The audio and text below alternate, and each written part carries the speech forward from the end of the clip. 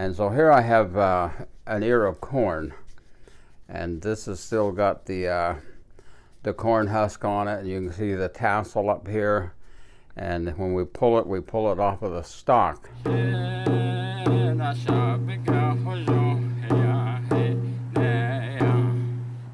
One of the first types of food that our people, Diné, consider very special is the corn or maize. It is also the most sacred of all of our sacred plants, which when given the direction, it is to the direction east.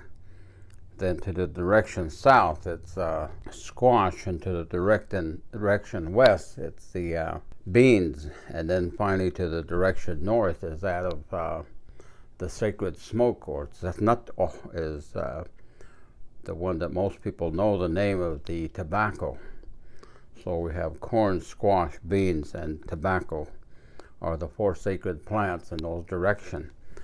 But when the harvest time of the corn, which is the one that's planted, when they say Ashja or Yaishja, there are two times that they have a record, the moon cycle of the one that says the early spring planting would be the corn, or the natan, or sometimes they call it dan. That means the main food, dan. So it is that one of the ways of preparing the corn, and there are many ways. You can begin with this roasting the corn in the hot coals while it's still in the corn husk. And so here I have an ear of corn, and this has still got the corn husk on it, and you can see the tassel up here. And when we pull it off of the stalk. And generally a stalk of corn has 4 ears of corn on it. It has the 2 on one side and then 2 on the other side. So there were 4 ears of corn that would come off of a stalk of corn. And that gave it more of an understanding of the sacred number of 4. And so it was that the corn, as it's harvested, removed from the stalk, use of the corn, every bit of it is actually very useful. And so you have the corn husk. This is the part of the corn that is very important as to its many uses. Not only is it used when you smoke the tobacco in a ceremonial setting, you also have so many other uses for it as well. When they make the cake for the coming of age ceremony for the young girl, when she reaches the age of becoming a woman, they make a cake out of the corn. And that's actually dried corn kernels and that has to be ground up. And since it's a woman's ceremony, all of the women are the ones that help her.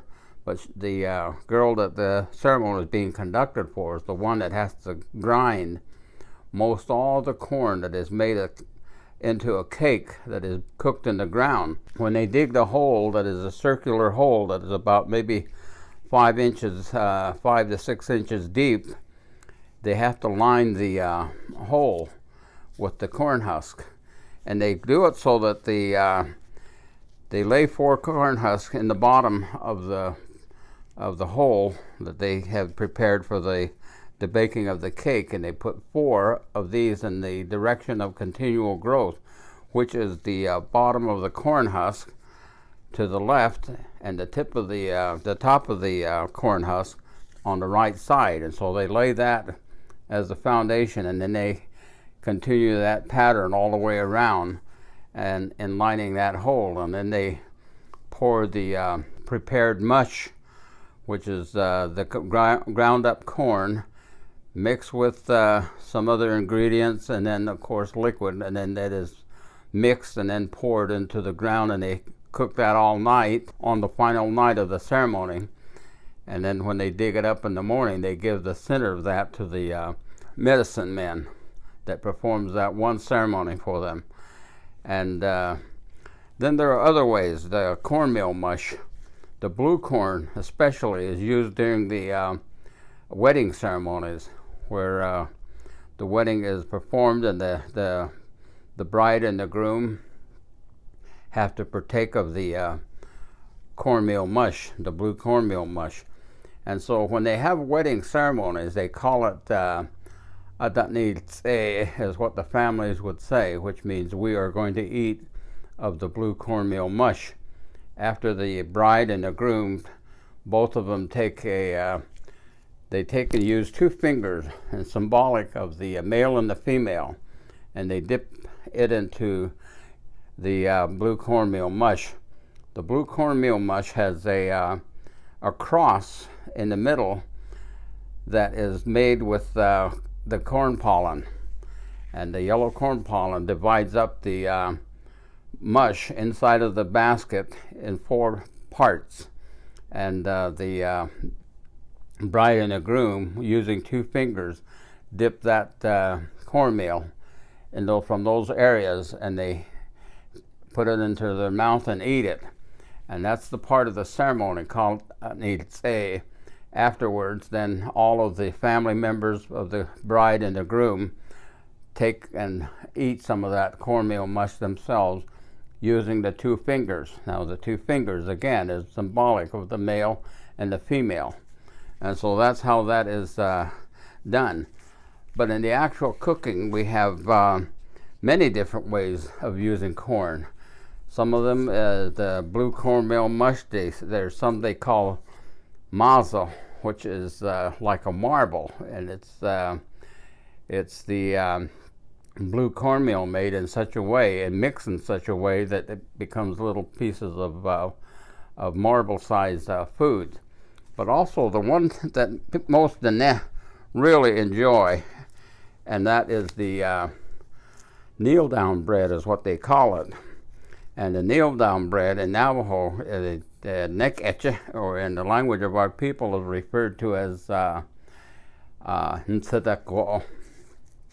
Nsidako might be called that because this turn that you have after you pack the corn mix, and you pour it into the corn husk, and then you fold the husk around it, and then this might look like you're kneeling down. And but then the other thing they tell us is sometimes, all the time that you're working on it, you have to be kneeling. So it's kneel down bread and sidako. And if I unwrap this a little bit, you can probably see how the corn itself looks when it gets cooked. And there it is, right inside the husk. And this is the blue corn husk, and this is the kneel down bread. So that's just a few of the ways that our people use the corn. And it's the most sacred plant of all of our sacred plants. And we plant it in the first season of planting. And those are the things that we are told.